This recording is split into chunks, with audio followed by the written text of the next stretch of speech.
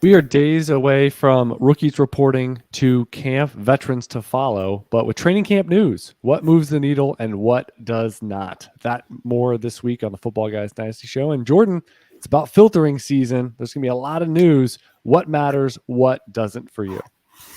Yeah, I mean, this is, for me, there's like 3 or 4 things I'm really watching. I think the most important one is the injuries, right? Getting an idea of who's going on PUP and who's going on if there's any other injury designations that happen. I have just a list here. Jameis, Dobbins, Gus Edwards, all recovering from ACLs. Chris Carson with a spinal fusion issue. James Robinson's Achilles.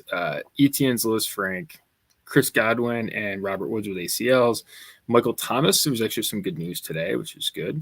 Logan Thomas, Irv Smith, and Robert Tonyan, all guys of fantasy note recovering from injuries. So really whether those guys land on PUP and how early they get into camp is really, I think, the big thing there, especially with the news. Dobbins found himself in the news today as well. Or I guess yesterday, with him and Ian Rappaport going back and forth with each other, which is kind of funny. So all of those stories are really the big headline thing for me to watch as camp opens. Yeah, and I actually went back. I wanted to see, how sticky is this? What were people talking about in 2021? I found it was, I think, 1 week into training camp, 2 weeks into training camp. Here are the top takeaways, those big feature, attention-grabbing articles, those summary posts. And this was on NFL.com. And here's what I parsed away. And one I remember for Dynasty that was running rampant, Jamar Chase can't catch. Remember that one? Yes. So that was running rampant all the way until he just started, mossing people in the opening month of the season. So Jamar Chase can't catch. How about this one? Quote unquote, all signs pointing to Trey Lance rolling and starting week 1. Still waiting and still a question 12 months later. Did it say 2022, week 1, 2022, or was that? Yeah, was the they were even more bullish. They actually mentioned 2021 for week 1. Jalen Waddle limping and concern there. So he goes on to set a billion passes as a rookie wide receiver. It was okay. He limped his way to 100 plus catches. Devonta Smith at risk with week-to-week knee injury. Didn't end up being much of a factor. He was a top 40 guy. This one actually was sticky. Sammy Watkins back in form. He had 4 straight games of 4 catches to open the season. The back half of the season was regrettable. We'll see about this year, but we know healthy Sammy Watkins, the stars could align, and at least he's cheap. Nico Collins in the starting mix. Well, the dude had 15 catches in the first half of the year, and second half wasn't much better. And then finally, nothing to worry about with Odell Beckham's cautious timeline. So there was a cautious timeline. They said, don't worry about it. Everything looks good. Well, how about 2 games in the first 11 with no more than 30 yards? And then he had 0 touchdowns until week 12. And, he didn't even play week 1 and 2. So I think that cautious timeline needed to be, in fact, cautious. So most of that was dead wrong. So it seems like it, and this is the Adam Harstead theory, I believe, which is priors, right? Mm-hmm. So we talk a lot about dynasty profiles. But let's talk about priors of this offseason. I think is probably going to be the thing we talk about late July into August until we see preseason rotations. You mentioned monitoring the injuries. That's an established black or white, gray PUP. Is someone off or on? How's it trending? Those are things we can react to. But this so-and-so looks great, so-and-so doesn't. Unless it's tilting a depth chart, I don't really think it deserves response and action as a Dynasty GM. Yeah, and I would be super focused, I guess, on what the reports actually say. And I'll just use an example from this week. There's this report out here that set Twitter aflame, and everyone's talking about it. It's that Fournette weighs 260 pounds. Okay, first of all, if you actually go back and look, right, there's reports. Pro Football Talk is putting it out. Like it's all, it's this big thing. It becomes this meta thing. And if you actually went back and listened to the actual report, which was a podcast by Rick Stroud, who covers Tampa Bay, what he said was he was close to 260 pounds. I believe a donut away from 260 pounds at OTAs or the mini camp in the offseason. Okay, And now it's getting fluffed back up now. Right, which is totally different than being 260 pounds right now. Okay, so and Leonard Fournette at a point in LSU was 240 playing. he said he played at 245 last year. Yeah, Which I don't know if that's true or not, but he's tall. The other thing to say is he's tall. So he's a taller running back, and that means every inch is what, 10 pounds ish, somewhere in that ratio. So, if you're 6'2" versus 5'11", that's 30 pounds difference, and you'd technically be similar frame. Yeah. And so the takeaway that I had from this whole experience was, if you actually listened to what was said or actually read the article or read the quote, it had nothing to do.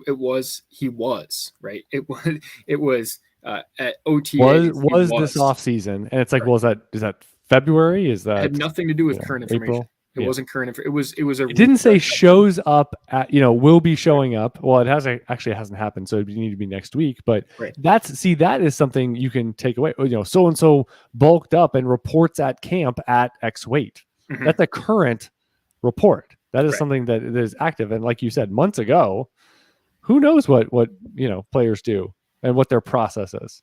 Totally. Obviously, he just had a new contract, and that's when you take the money.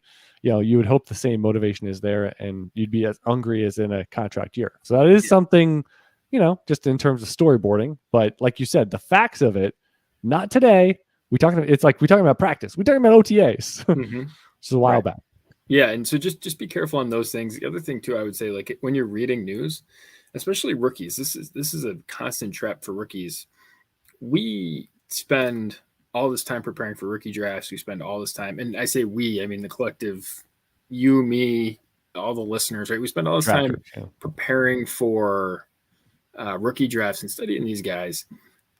A lot of the beat reporters haven't done that, and so they're more focused on their team or whatever. So they're going to catch up, right? So if they see, and Christian McCaffrey was a great example of this when he came into camp, and they're quoting players be like, this guy's a terrific pass catcher. Like, oh man, like I can't, like there was offensive linemen talking about how great of a pass catcher McCaffrey was, and everyone's talking about, oh my god, he's going to be used as a pass catcher. Who's like, we knew that from Stanford. Right, like it didn't like he was one of the best pass catchers in his class.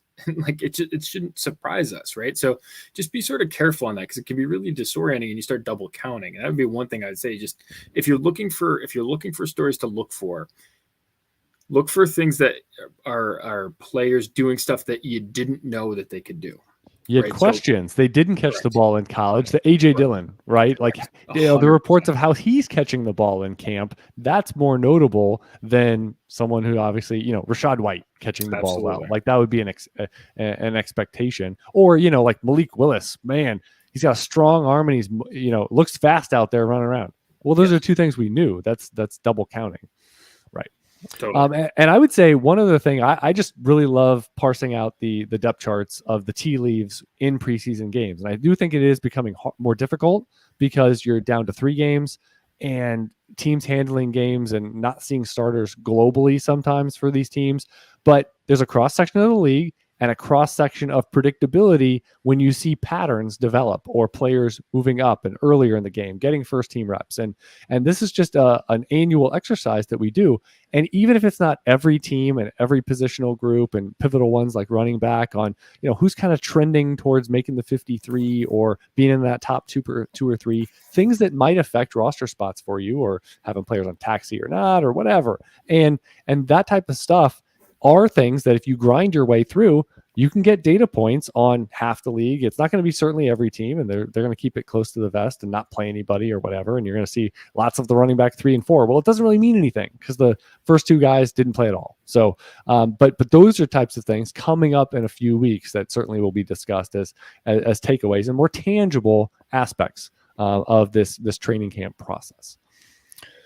All right. Chad Parsons, Jordan McNamara, episode 112 of the Football Guys Dynasty Show. I want to remind you about the Football Guys official gear and merch. You got that Black Eye Joe logo, new things all the time in that store. Shop.footballguys.com. You got hats, shirts, outerwear, coffee mugs. You probably got some mouse pads as well. Quality designs and materials. You want to represent, you want to look like a champion, play like a champion, be a champion.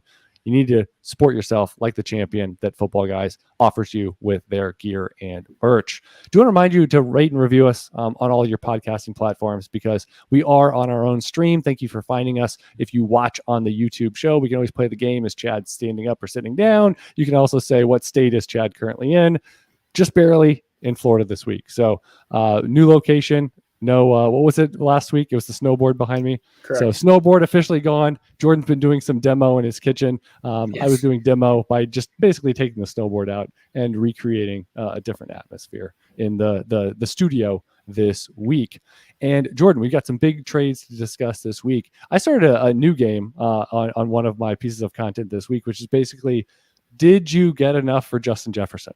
Like, I feel like the Patrick Mahomes discussion from 2-3 years ago, I think the new one should be Justin Jefferson. I mean, you look at the profile that he has built, and I'm kind of with you. I think you started these tea leaves, and I think you've said it without saying it a few different times in recent weeks, where it's kind of like everyone kind of realizes Justin Jefferson can blow the doors off the whole position this year, right? Like, you guys know that that's a possibility, right? Wink, wink.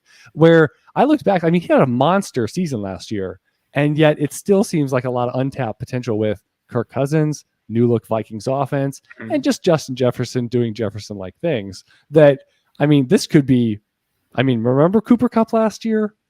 Just don't be surprised, right? I mean, it's kind of tough to earmark and pigeonhole what's going to happen at wide receiver, the wide receiver one.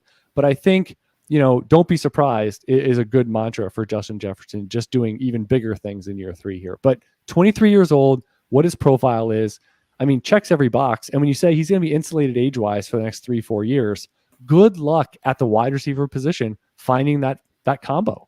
So Justin Jefferson, a lot of different trades. I picked one here. I'm going to discuss a couple others, but we have a Football Guys Shark Pool completed trade here, which is Jefferson in 14-team Superflex, little tight end premium, and deep lineups start 11. So Justin Jefferson for Kenny Pickett, Cole Kmet, Rondale Moore, and a 23 first. So let's talk about the premium side of this for a second. I think Pickett has in Superflex and tight end premium, Pickett has a higher valuation than because just being a starter matters. Like just checking that box of saying maybe you got a couple year window to see what you can do, and you're an NFL starting quarterback has value. Totally. I think he's probably a top 4, if not higher than that, rookie pick in this format. Kmet is probably worth something along the lines of like a later first, probably early second. You got to remember it's 14 teams, so that a late first is worth. And baseline moves, so Cole Kmet, even if he's tight end 10, has a little more punch. Totally. And then Rondale Moore, I don't put a ton of value into, but I mean, I think that, and then you get a premium first round pick. That said, I don't. Like I keep looking at trades and I keep thinking a couple of things. Look at things that are scarce.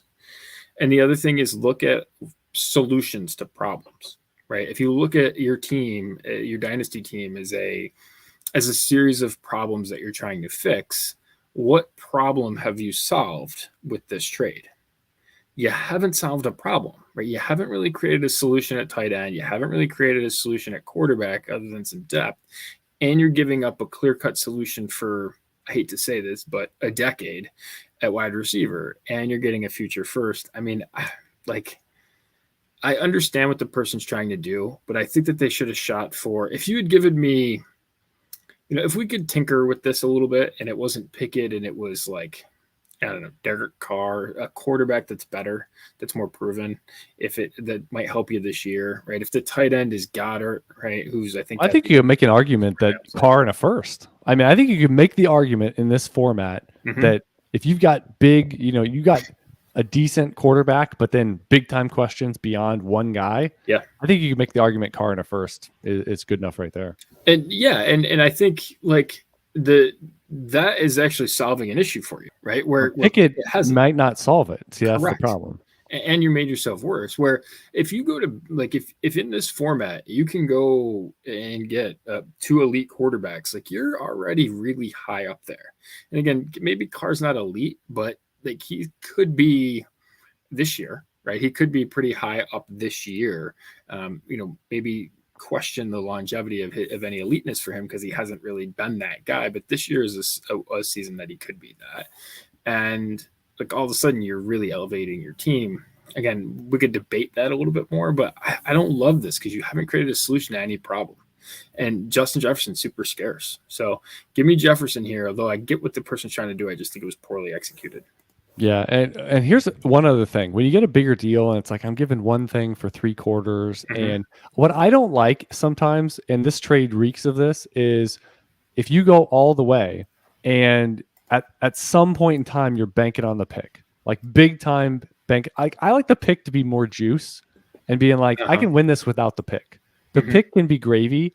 And I have this feeling that this kind of deal, you're going to get to that pick and be like, it's going to be pressurized and I got to hit on it because I'm just not satisfied with the player combos that I got when you get all the way home.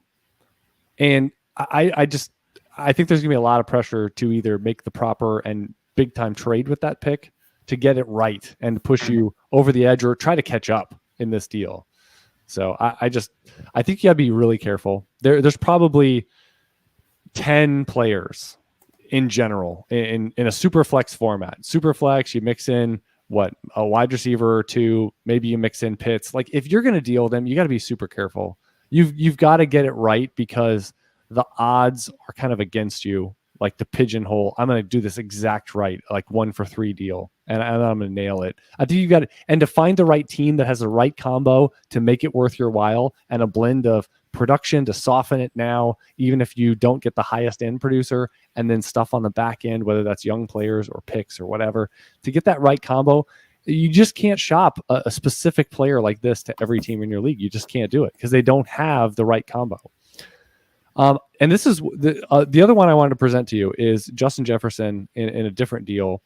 And this is a different type of construction. So we're doing this a different way. And I think you're going to have a different narrative to how this trade looks.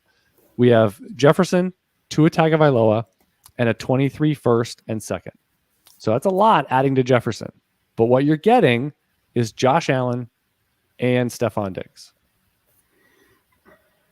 So just so I have this right, so Superflex, Jefferson, Tua, and a second for Josh Allen. A first and a second next year for Allen and Diggs. First and a second. Yeah. For Allen and Diggs. Okay. Right. So I would take this and I would just look at this positionally, and I would start with the wide receiver position.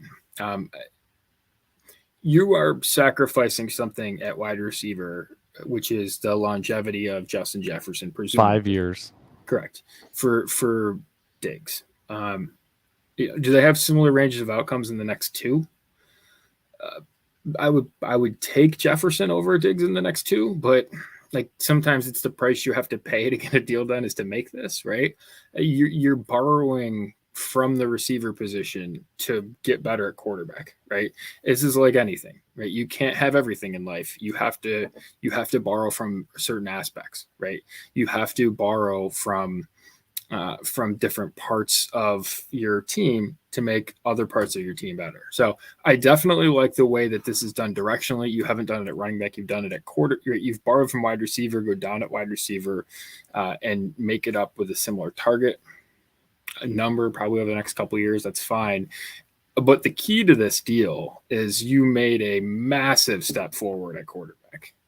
And that's what you do with Justin Jefferson, right? This is how you trade Justin Jefferson, right? Solve a challenging problem somewhere else, and quarterback is the natural fit. Where Absolutely. You say, "Let me get the supermax, let me get the cornerstone anchor guy, and let me just solve all that. Let me just take the Tua questions out of the equation." Absolutely. So I think this is a smashing success because you've gone from, and what have you done too? Like the things we talked about, right? You solved an issue at quarterback, right? That's an issue solved. You haven't really created a huge one unless you're going to worry about years 3 through 5, which frankly you shouldn't be because Josh Allen should make up for some of that stuff in that time window that you're not going to get from Tua. And you've got something scarce, which is an elite quarterback, right? that is the way to do it when you're putting these trades together. I'd be curious what some of these trade machines and calculators say about a trade like this, because I think the picks are probably juiced up and Diggs isn't probably that valuable. But just in terms of like construction, I love this deal. Love it. Yeah. Well, if it's like mine where Tua isn't overly high, then, it comes out just fine. And again, I would say in this deal, Allen is the best asset available. So that deserves a premium. And to be fair, I mean, you did get it. I just look at it this way, that if Tua is your QB2, and let's say you have someone higher in the pecking order, if that's a Dak or, Russell Wilson or Stafford or whatever, when you now shift your QB1 to QB2, and now you put Josh Allen in front, you're solving problems, you're making things better. And I think the wide receiver really does make a difference here. I mean, if this was Josh Allen and Sky Moore, I mean, it's a completely different, like, you're taking on risk. And with Diggs, I mean, the thing we're really talking about is the age. He's 28, and what's the window here? And but he can actually get close enough. I mean, unless Jefferson goes completely nuclear, I mean, you can probably stay within, spitting distance, within reach. And, you always talk about variance. I mean, you're adding that. You're getting Josh Allen's favorite receiver. So that's not bad either. One of the best offenses in the NFL, you pair QB1, wide receiver 1. So, yeah. I think the wide receiver, even though it's on the older side, I mean, to be fair, there's not a lot of 24, 25, 26-year-old wide receivers, that we're going down the dial in age because, well, we know Diggs is good. So 24-year-olds, there's plenty of them that are elevated, and we still have some question. So I just went over to Keep Trade Cut and use their calculator really quick, and it has Justin Jefferson side winning by, like, I don't know, 5 to 10%. So okay, but if you view Allen as the best player in the deal, you have to play a premium for that. So 100%. And wow. I mean, I wouldn't. In the chat, we know who Josh Allen's favorite receiver is. It's friend of the show, Gabe Davis, who's shown up. Who's in the chat, Gabe Davis. Yeah, we know who it is. Isaiah McKenzie. Well, we should just start getting Bills players created all across the board. Isaiah McKenzie. We'll just get James Cook, a newly. It's like Madden create a player. It's Madden week with all the ratings and all that stuff. Yeah, for sure. Ooh, all right. So we mixed it up there. The good and bad ways to do Justin Jefferson deals. All right, FFPC, getting back to stomping grounds here. One quarterback. We've got the old guard, potential new guard in Devontae Adams, Dallas Goedert, and a second, traded for Drake London and Garrett Wilson. Does 5 years ago Chad think about this deal a lot differently than 2022 Chad does? Absolutely. Right. This is a smashing success for them. Drooling for 2 top 10 wide receivers in 2012. Yeah, I mean, this is a great trade for the Adams. Also, I just keep hearing you in my ear about Dallas Goedert. He's magical. He's George Kittle like. He's George Kittle. Could be great. Andrews. He's got actually be older than Andrews. He's got the equation. It's the don't be surprised.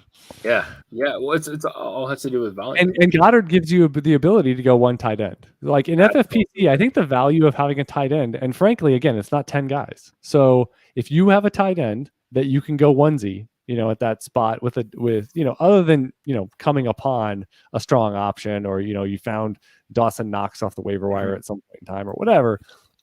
I think that saves you a spot, that adds a play at running back, and that has value. And I also think in FFPC, it's easy enough to churn that, with the deep annual draft, you only keep 14. And so Adams, just take it now. You get a couple wide receiver 1 seasons, let's say, and London can develop into whatever. Wilson can kind of do his thing. And yeah, they could win that deal starting in 2025. But if Adam and Goddard win it now, again, I think you're kind of playing reindeer games. Like the whole, like playing for the future in FFPC, to me, it does not equate at all. Like you just can't do that. No, just win now. I mean, that's Adams and Goddard. Like, here's the problem. Like you have 10% of your roster that now is probably not going to be in your lineup. Yeah, like that's what you just you. And if it is, they're probably like guys that are barely pacing Hunter Renfrow. Let's be fair. I mean, so Drake London, if he finishes a wide receiver 38, are you gaining ground on Renfrow on some other team? Not really. Right. But you just took 10% of your roster that was going to contribute and traded it for 10% of your roster that's not going to contribute. And in the process, you gave up a pick to do so. I mean, that's paying to rebuild, right? Paying picks to rebuild. Right. Probably not. That something about that doesn't align too well. No, that's. Can you imagine being like, yeah, I'll take the Adams and Goddard side, and I'm getting a pick, and be like, I don't know. Scratch his imaginary beard. I think let's second in a format where seconds aren't hugely valuable. I think I need that to push me over the edge. That is one thing. I used to press the envelope a lot, and I've had a few deals fall through. Not many, but just enough to be like, Chad, stop being a greedy SOB. And you just just take the deal when you like it. Right. Like, I could use that third. I'm getting highs over here. Haven't got a pick in about 3 days. All right. Last one. We got 12 team, 1 quarterback, kicking it old school. We got Joe Mixon and a first for J.K. Dobbins, Tony Pollard, and a second. We should do like a thing. We should have like a rule where it's if you get the best player in a deal and a future first, you win the deal. Right? Like that is we should call it gravy cake. We should call it gravy cake. Because you're getting gravy and it's also the icing on the cake. Right. It's gravy cake. Love it. And I'm not even a huge that's the thing, right? You get the guy most likely to produce the best this year and maybe over a 2-year window. Right. And you got the pick upgrade. Gravy cake. Look at that. We like Pollard, but I would say this, like a general rule that I have on Pollard and these running backs, even the ones that I like. I'm a big Madison fan. Like I like Pollard, right? The other injury away guys, they're fungible. Right. So when you get them in a trade, that gets you the most expensive guys. Are they really worth the most expensive? Because if Pollard needs an injury, but then you look and you're like, well, Mike Davis needs an injury, like, or just whatever example, and they're worth a third or a fourth or waiver or whatever. And it's like, should that spread really exist? I mean, that's pretty extreme. Right. And you actually, like, if you actually look at this deal, you gave up Dobbins, Pollard in a second, you got Mixon a roster spot in a first, depending on the depth of that might be an injury away guy. And at worst, it's a situation like Benny Snell or Matt Breida, someone like that. Just you have the flexibility to whatever I want over the next 6 weeks. I can freely pick up possibly the next Cordero Patterson in terms of a guy just coming from the ether. Absolutely. Yeah, that pick part really got me. And I just think, we've talked about it before. Dobbins has been one that just gets a pass. And I know Cam Akers has fallen in price, but not enough. He should be in like the mid-20s, to be fair, with the risk factors involved, that offense, and neither one of these offenses you should super trust for big-time running back one production. And yet here we are. Look at these hauls. I'm not even a big Mixon fan. It's like, oh, that's easy. But yeah, I think the one about backup running backs and Pollard in general. Let's be fair. We're talking about a day 3 running back we really haven't seen a ton of, has been guarded closely within the warm bosom of Zeke, of like, oh, Zeke's not in the game. And like defenses will play differently. And is Pollard really going to go out of that nest, spread his wings, and Toby Gerhart style fall on his face when he's signed to a deal by another team, when he's actually a free agent mid-career? There's not a lot of, I'm thinking about guys that moved, mid-20s. Lamar Miller was already a starter, or a lot more of a starter in Miami when he moved to Houston. And I don't know. It's a big leap of faith that Pollard, you're going to wait and value him like a late first for all this time. And then eventually he's going to pay off big and go to another team. Or let's stop with the joking about outlasting Zeke in Dallas. Like, that's probably unlikely to occur. So yeah, does that? How do you if I change that name of Pollard and said Madison, does that calculation different because of the cost? No, what do you mean, this deal? No. You just said you're valuing a player like him because he could be a potential starter next year. Kind of go that Toby Gerhart route. Is that, how do you feel about Madison in that same context? Because he's kind of in the same situation. Yeah, I think when you look at him, he looks a little more, in terms of like a rugged starter. I think Pollard at his heart is more of a satellite player. He's not a guy that got a ton of run at Memphis. So to pretend like he was a workhorse and then, they just use him like a satellite option. No, I don't think he's that great, honestly, between tackles. So I don't have the secondary data on it, but just watching the optics of it doesn't really, and maybe that's compared to Zeke, who is like all old school inside the tackles. But yeah, I think you got to me, it just comes down, you can make Pollard, like, just pick any of them. To me, it's Dobbins. It's Dobbins for Mixon plus is what comes down to. Right. ton of pressure on Dobbins to become anything and everything that we all, that he could possibly become. And I think he's on the wrong team to do that. I really do. Paired with the wrong quarterback. All right. I want to remind you about that daily email update we mentioned with the training camp news at the top of the show. And where do you think it's going to come from? Cold by Joe Bryant on a weekly basis. You're going to get the analysis you've grown to know and love from Footballguys staff attached. And every single day to your inbox. Never miss it. Your league mates are on it. Make sure you are as well. Never miss a news drop at the end of the day for those updates. And that's going to come with the free email update button at the top right corner of the footballguys.com homepage. New segment, be some weeks, maybe many weeks, but Jordan, you're really going to enjoy this. I call it the life minute. So just need to share something about life for a minute. So last week, had to go mow the grass. And Jordan made fun of me incessantly for having a manual mower. Incessantly. I haven't mowed the lawn there since rain and sun season, 100-degree season in Florida, which means it grows like a jungle.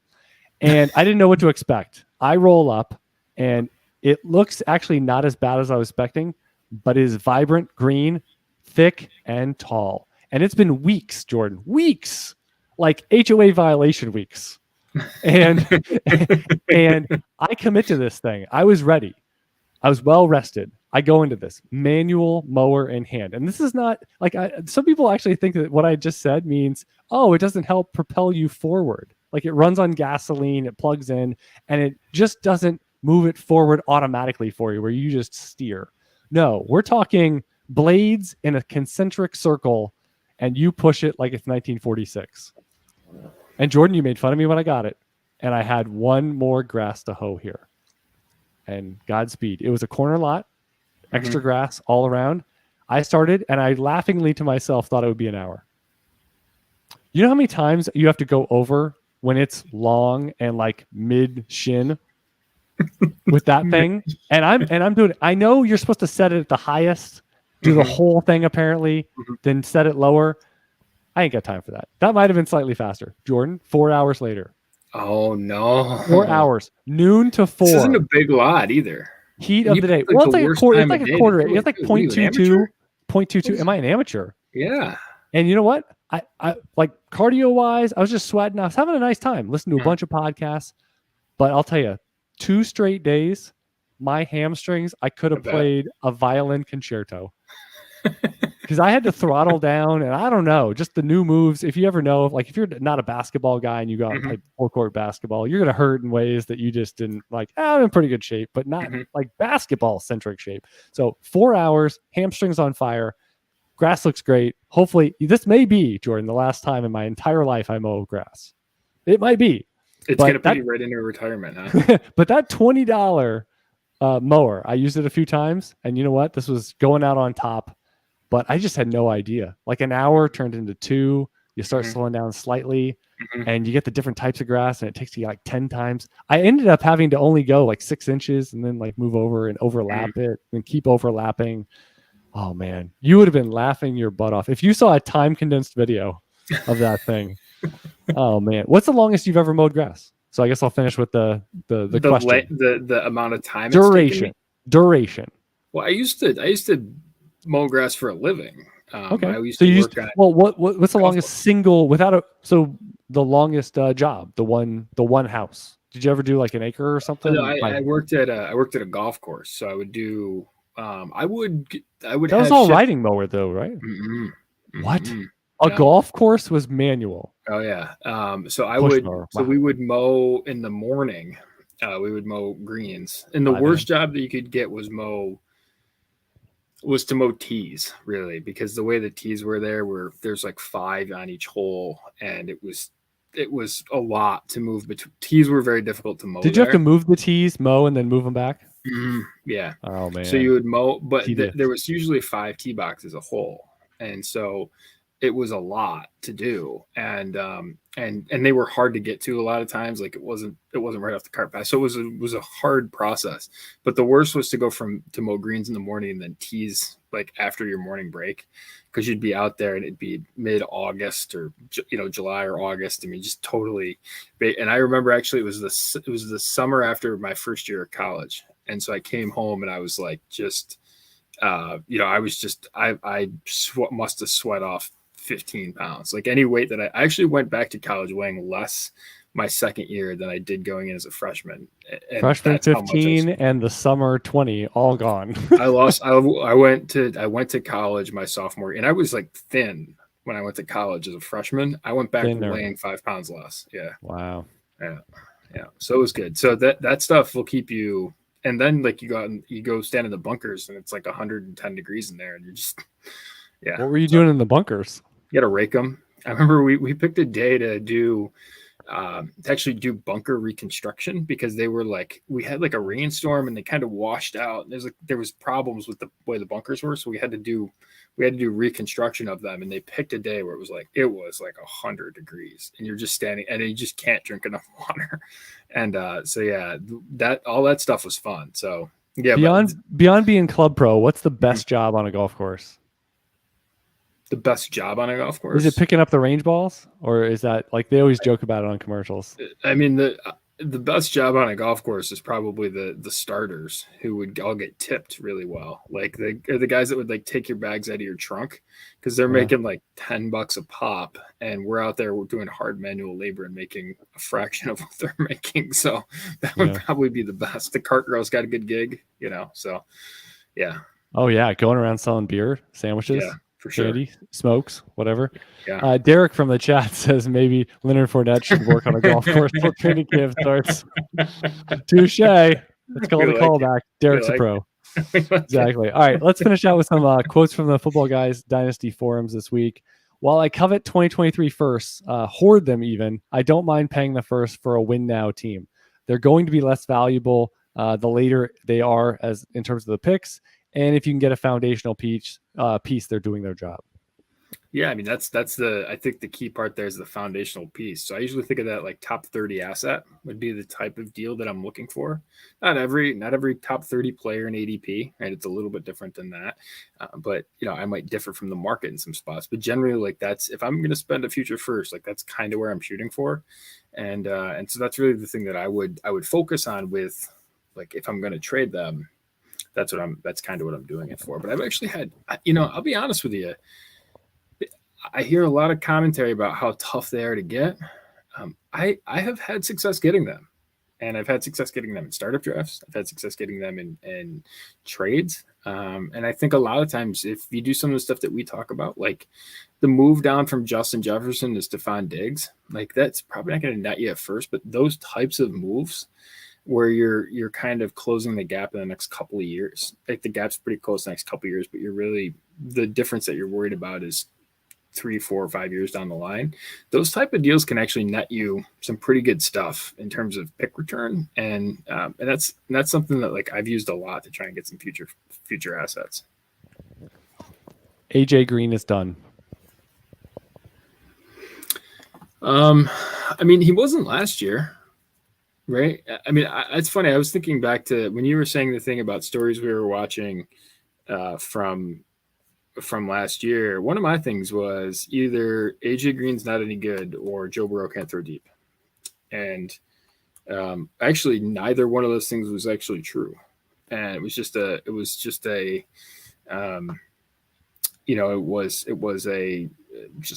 that wasn't a good match, right? Or he was disgruntled or whatever. It was kind of an Allen Robinson type situation from last year. He came in and played fine last year. And I actually think you get him in a good situation actually this year because Hopkins is going to be out. We'll see how that offense integrates, right? But he could actually play an outside role in that offense to start the season. And as you're sort of trying to piece things together, right? If you got some younger wide receivers, like he's so darn cheap that if you're just trying to look for between 6 and 7 targets a game, something like that, I think that's totally gettable the first half of the season, and then we'll see where we are from there. But you haven't paid anything for that, and it's a plug and play option kind of early on in the season. I'm really surprised at how cheap he is. Yeah, and I think you mentioned it, which is if you have deeper lineups, and the other part is if you start 3, 4, maybe beyond that, wide receivers, depending on those deeper formats, that just guys that you can put in and have a decent expectation of usage becomes more valuable than maybe you say an FFPC, they're borderline worthless, or just stock formats, or where you're stronger at wide receiver. But like you said, if you have a little question mark or younger players in general, they can bridge the gap in September, October, and you can bide time to see what you have and see if maybe you need to make a move a month or two into the season when you might need to lean on those youngsters a little more.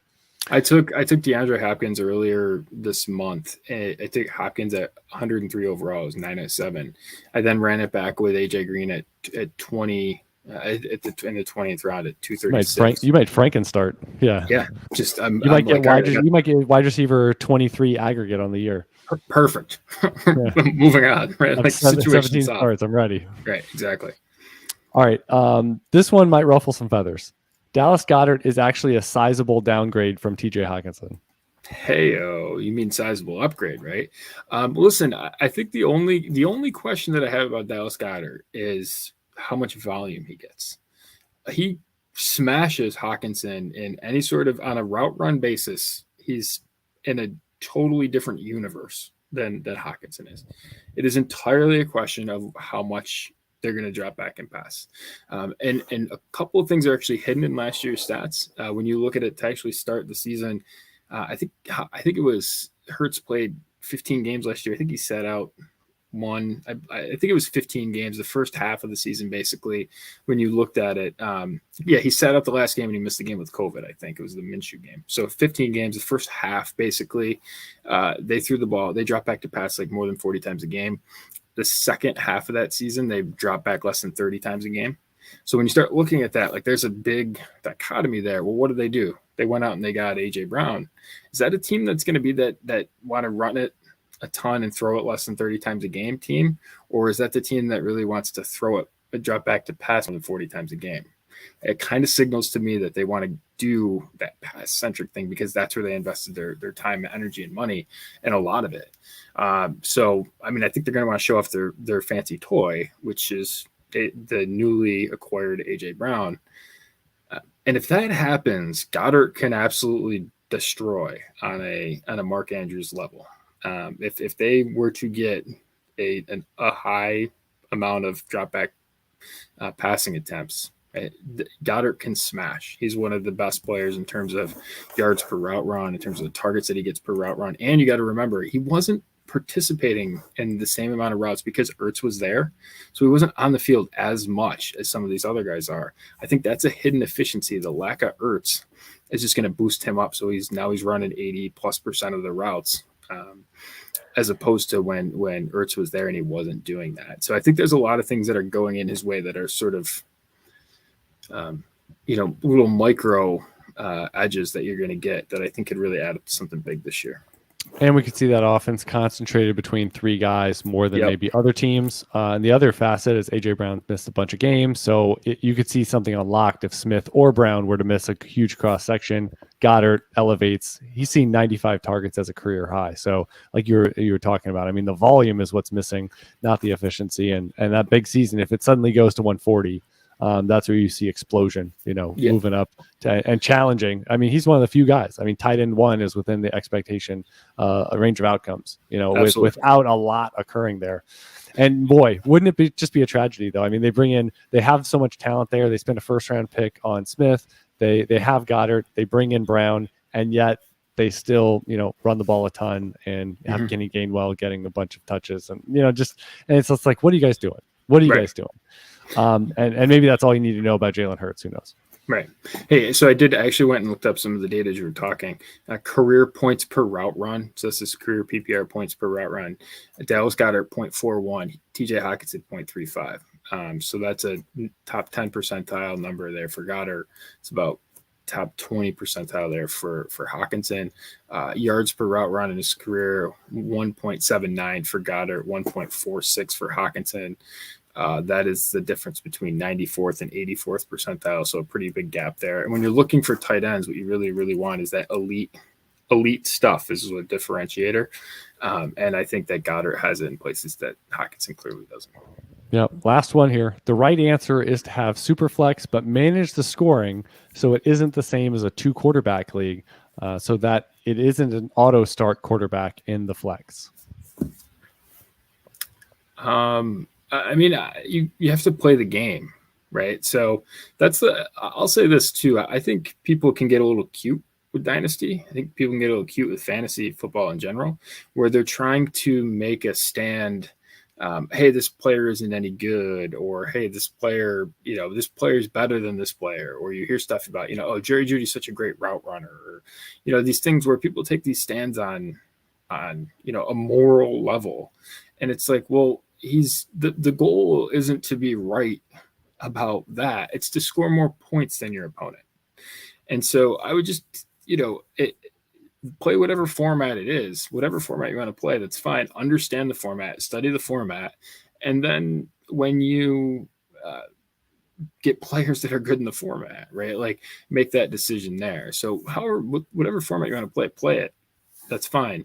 But understand the format and play the players that fit it. And I wouldn't get caught up too much in, what's valuable in real life and all that sort of stuff. So I think that's a big edge that you can actually get by rejecting that sort of stuff.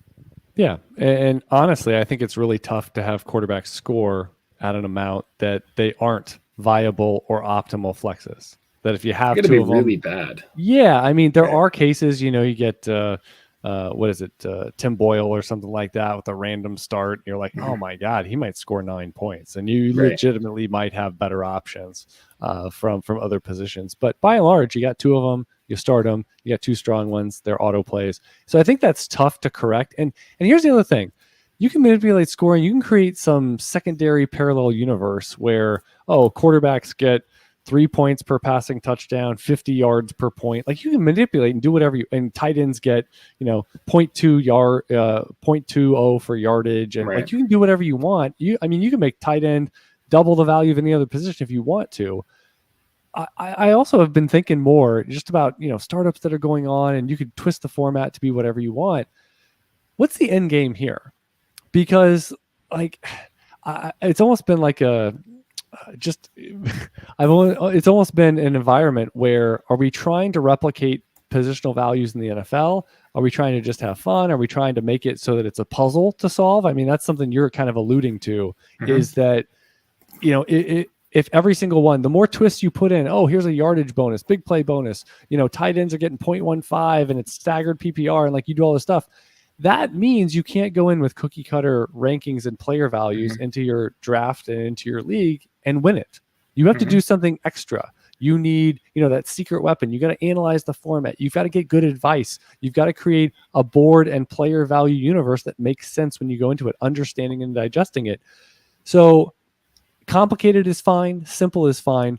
But I do think, I have been thinking, and just final question, I mean, what's your take on just doing twists that is the goal to make it replicable to the NFL in terms of player value is the goal? Because there's some funky stuff that we consider standard, like PPR. I mean, one thing I've been thinking about, why don't we just boost yardage? If you just boost yardage, because if you catch the ball, if you carry the ball, like you don't need point per carry, like that's a participation trophy. Like, why don't you just reward yardage more strongly? Because the more touches you get, you're going to get more yardage. I mean, if you want to mirror the NFL, just make it first downs, right? Take or bonuses for first downs, or obviously, you could say something like, well, a 20-yard catch for tight end is pretty rare, so let's reward that with a bonus. It's a big play. I saw some stat. I think I heard it on from PFF, and they said something like, if a drive has a 15-yard play, rushing, receiving, whatever, the odds of scoring on that drive are 55%. I've heard that. Have you heard? And then if it doesn't contain a 15+ yard play, it's 5%. And obviously, kidding. I mean, you're guaranteeing at least a first down, right? But and I mean, what are the odds without a 15-yard play? You're going down to field goal range or whatever. But I mean, that staggering difference is just, and it's a 15-yard play. We're not talking 30, right? We're not talking flipping the field. So again, I just wonder if there's a line between too cutesy and then maybe too simple. And then not questioning the norms about how fantasy and dynasty score their leagues. Yeah. Yeah. I'm with that. And I do think like at this time of the season, like try something. We talk about this, like we're in a 2 tight end league, like we're in some other juice leagues. Like actually just this week I was talking a trade in one of my leagues with you. And I was like, hey, it's 2 quarterback, here's some of the parameters. And you're like, yeah, I mean, the pick is super, I was getting a future first. And you're like, the pick is super, super valuable in that format. And you start understanding the game a little bit differently. And then like I love some of the tight end stuff that we do, like playing deeper leagues, playing more stuff at tight end, because it like really, it challenges you to know a lot better, the position a lot better. And it gives you like, it's like taking a batting weight off when you go play stock PPR, right? Like, because then you're thinking about like, all right, like I can build this team. And then I sort of know like, hey, here's my waiver wire options already, right? I'm already sort of thinking about it and have that finely tuned in my plan, like down the line of if I need a guy, like here's my list of guys that I'm going to do in this stock PPR, because these are the guys that I've been drafting and putting on my bench in my tight end premium leagues and those sorts of things. So I do think that there's like a lot of that, that you get an advantage of playing in different formats because you learn different aspects of the game. I do think that punishing turnovers and like interceptions, a pick six, fumbles, things like that would really filter out. So if you make it super flex, but you have 6-point passing touchdowns, like -4 for interceptions, another -2 or 4 for fumbles, and maybe you put completion rate or some other twists that is involved in play, the divide between the good quarterbacks and the bad is going to be, it's not going to be just show up and start. You have Right. Daniel Jones and you penalize for turnovers. All of a sudden, I think you're gonna have real questions about with him in your lineup as your flex, in that given week. So I think penalizing the poor play is something that I know it's all about positivity and like let's score positive points, but I think sometimes taking points away, or if a guy had a tight end has 3 catches but they average 4 yards a catch, I mean maybe you penalize for that, and just being an inefficient, non-existent, showing up but didn't really do anything player. Yeah, maybe that's actually 0 or negative, right, or whatever. Derek in the chat actually said one thing, which I'm trying to get someday. You're the biggest advocate I've ever met. I know, fantasy baseball and fantasy football. Exactly. Yeah, the labor leagues, which is like AL, NL only. And I have it all worked out. There's just not a platform. I don't want to sit there and have to manage the waiver wire of like, oh, you picked a guy up. Is he in the NFC or AFC? Like he's so fringe. What if a guy's an NFL free agent? Can you pick him up on either one? Like it's really interesting. But I do have a concept. You'd have a league. You'd have a team in each one so that, let's say, what was it? If Tom Brady goes from the Patriots to the Bucks, well, he just moves over to your NFC team. I do think maybe like 8 teams is probably the sweet spot so that you could, at most you'd have 2 quarterbacks. It'd be a start one and, stuff like that. Maybe 10, I don't know. Maybe you could go to 10 teams, 9 teams, something like that. But somewhere we should get an FFPC. We should get, in our FFPC partnership, we should get something like this lined up with Footballguys and FFPC, and you can make this happen. Make it part of the Footballguys Players Championship. There you go. Like and back to what you said finally about the Superflex, which is, again, if you have a problem with Superflex being too valuable and it basically is like 2 quarterback, then don't play it. Lean even further into it. You have to play the format. If you're signing up and you're playing it, you got to play it. You got to go all the way. And I mean, I'm doing a startup where I had to recalibrate. Like you may want to play Dynasty a certain way, but you signed up for something. It's almost like you made your bed. Now lie in it, enjoy it. Make sure you got the right sheets. Make sure you get a good night's sleep. And that starts with the startup draft. And, that might be positionally valued a little differently, and it'll stretch you a little bit. And that's not a bad thing. That's not a bad thing to get you out of your comfort zone. All right. In this episode, we talked about the threshold for Justin Jefferson in trading, talked about the profiles, J.K. Dobbins, Joe Mixon, a little bit of Kenny Pickett, 14 to 16 teamer there for quarterback as well. And some of those storylines we heard, things we quote unquote learned in the 2021 training camps, and things we're going to be having our ears perked up like a German Shepherd here in the next 2-3 weeks. So again, Footballguys daily email, you're going to want all that information, and just a lot of white noise, taking up space in publications and news reporting the next few weeks, next month with training camp. But you know what? Priors. You got to think about priors, profiles, and dynasties, the long game, not what's currently happening in day 6 of 2-a-days in training camp. They might not even do 6 2-a-days anymore. Who knows? I But think they can again, do 2 days, can they? exactly 1-a-days, half-a-days, 1 and 2 days is the new term. Doesn't really roll off the tongue there. So all right, for I am Chad Parsons. He's Jordan McNamara, and until next time, good luck in your dynasty leagues.